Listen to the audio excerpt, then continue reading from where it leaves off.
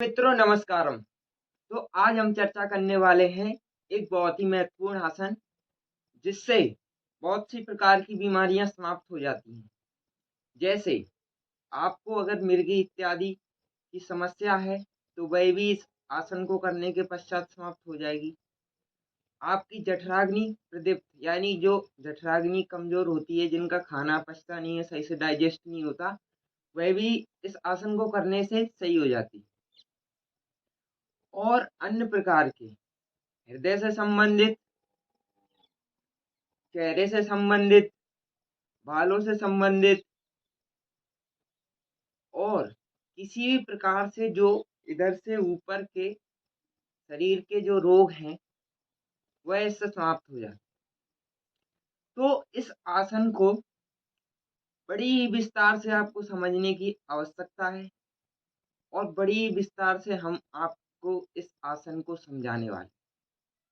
तो जब आप इस आसन को समझ लेंगे और सही से करेंगे तो जो आपको पहले हमने लाभ बताए वह एक एक लाभ आपको प्राप्त होगा।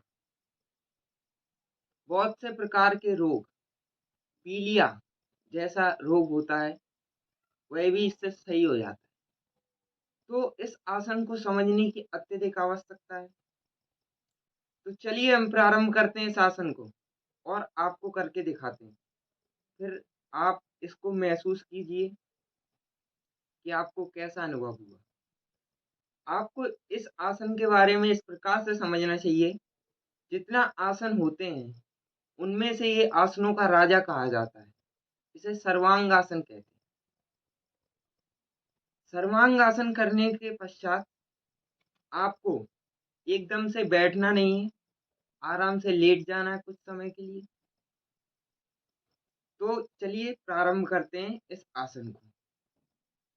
और इस आसन को आपको बड़ी ही धीमे गति से करना है, किसी भी प्रकार की जोर जबरदस्ती नहीं करनी है अपने शरीर के साथ में, तभी आपको इसके लाभ प्राप्त होंगे।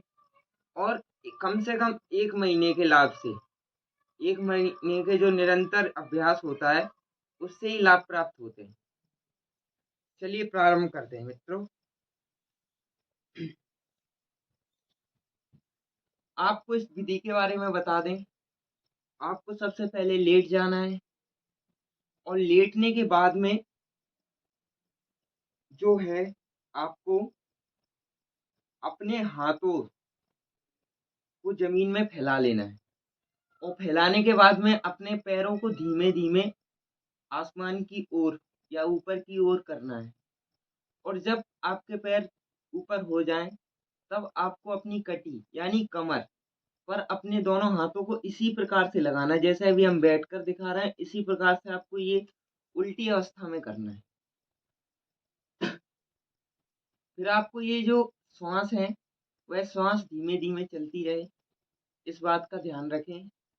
और आपका शरीर का कोई भी हिस्सा यानी ये जो कंधे हैं इनके और सर के अलावा शरीर का कोई भी हिस्सा जमीन से स्पर्श ना हो, इस बात का विशेष ध्यान रखना है आपको। और जब आप ऊपर की ओर आपके पैर हो जाएं तो इन पंजों को जितना हो सकता है ऊपर की ओर खींचने का प्रयास करें और अपने अंगूठों पर अपनी जो है नेत्र की ज्योति यानी उस पर आपको देखना है। तो आपने विधि समझ ली होगी। अब हम आपको इसको करके दिखाते हैं। सबसे पहले आप लेट जाइए।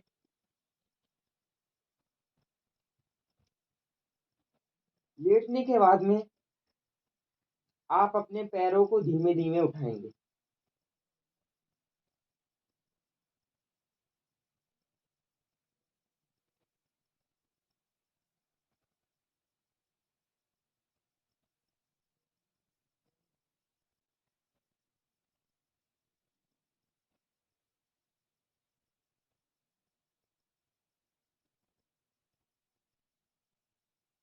तो उसी पुनः अवस्था में आ जाना है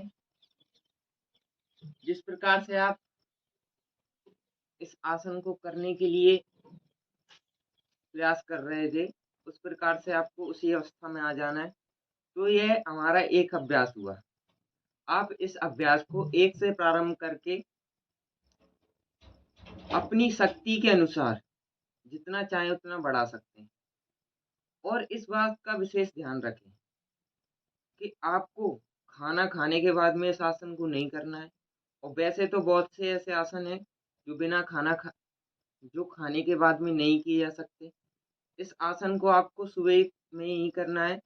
और इस बात का विशेष ध्यान रखें कि आसनों को करने जब आप आसन कर रहे हैं तब आपको उससे पहले मल त्याग कर देना है।